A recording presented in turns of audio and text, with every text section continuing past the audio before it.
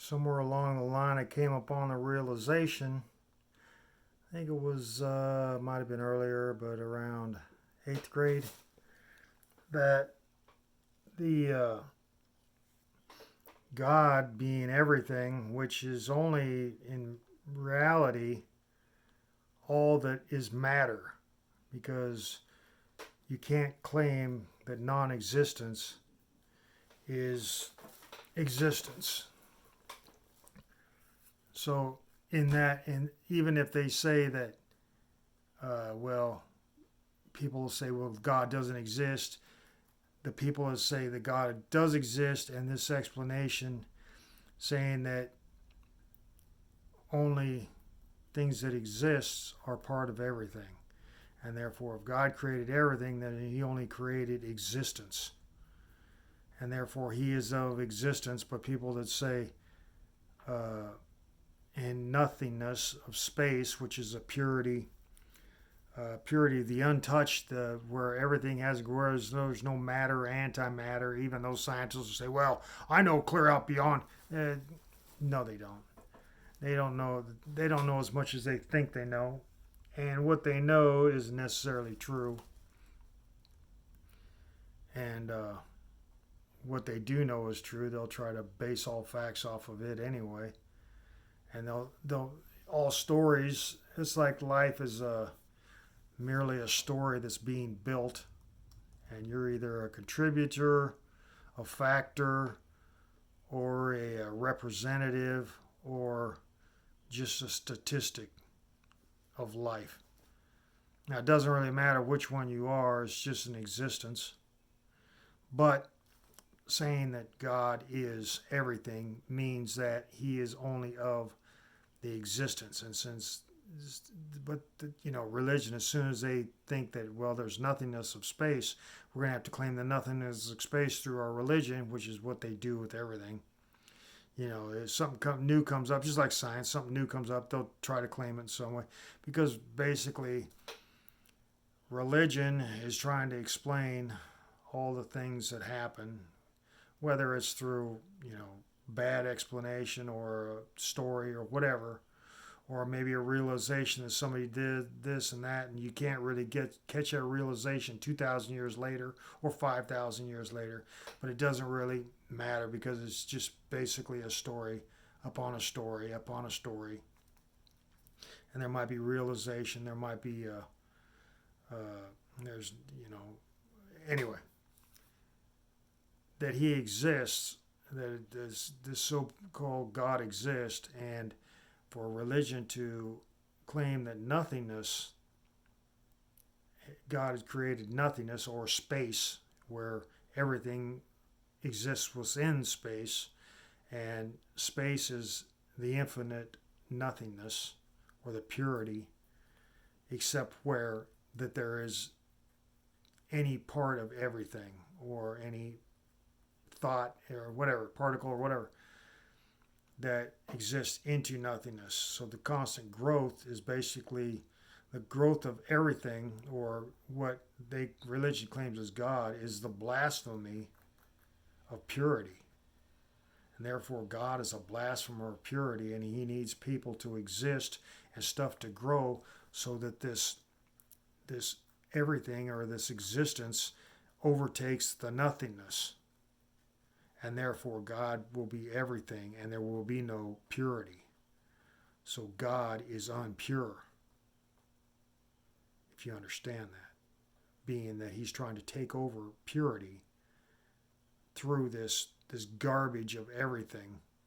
Doesn't matter, claiming both evil through, if he's created everything, then he created evil, and therefore he's divided. So he's like a schizophrenic that created a child, and that child took half of what he is, and it was the unwanted part that he didn't want to exist, but he needs it to exist, so that he can, therefore, by being the father, he can say, well, I accept this son, because he's part of the takeover of nothingness, or he's part of the whatever.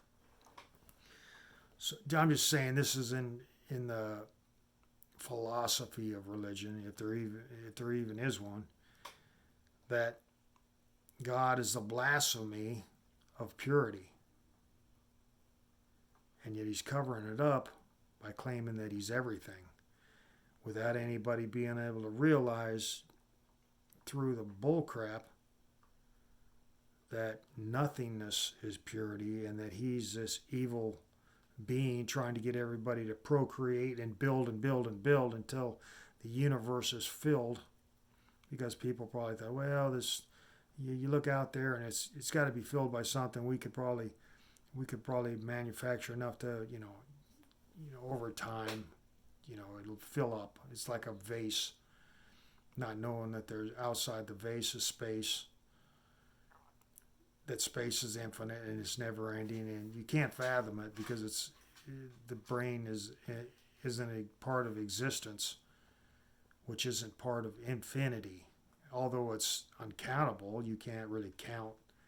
You can put a number to it, but when you claim the finite of existence, or the infinity of the finite of existence, or that which is tangible,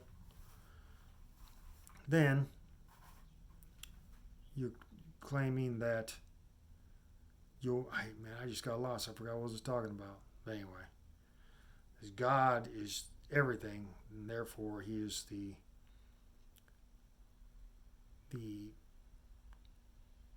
blasphemer of purity, while trying to reflect purity, while he's like the transparency in between everything. He's like the wall between everything and purity, only he's only in existence, or it is only in existence as a barrier between purity and this blasphemer, which is everything, which is a constant slow growth universe. The universe is slow growth universe. It's plants grow and everything's grow, but over time it's a slow growth universe. It's not doing it within 7 days. It's not doing it on a timeline of science. It's not expanding how it's not blowing out. It's probably a fluctuation. Right now it's on an out fluctuation, if they say it like that. I don't really care. But God is the blasphemer of purity.